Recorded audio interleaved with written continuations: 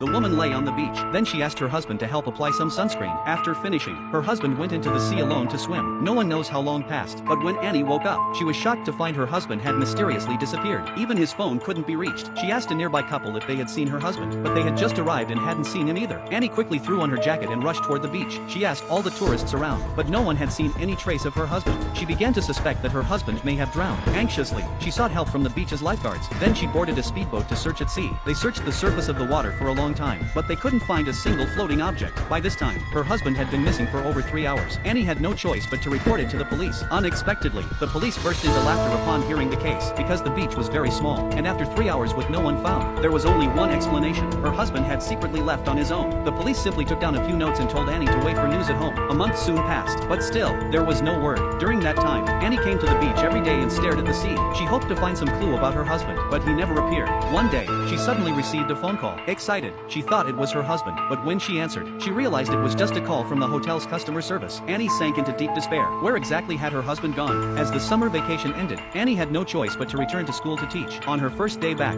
she was surprised to discover that the lifeguard she once asked for help had become her new student. What puzzled her even more was that Jack would come to chat with her after every class. He even invited her out for dinner in the evening. Annie knew exactly what Jack meant. She firmly refused him, because she believed her husband was still alive. The first thing she did after returning home was to open her husband's computer and review his past work videos. To her surprise, she found that a woman often chatted with her husband in those videos, and the woman's tone clearly showed affection toward him. Annie felt that something was definitely wrong with this woman. She suspected that this woman might have something to do with her husband's disappearance, but she had never seen that woman before, so she called her best friend to help identify her, but even her friend didn't recognize the woman. The next day, Annie suddenly received a call from the police.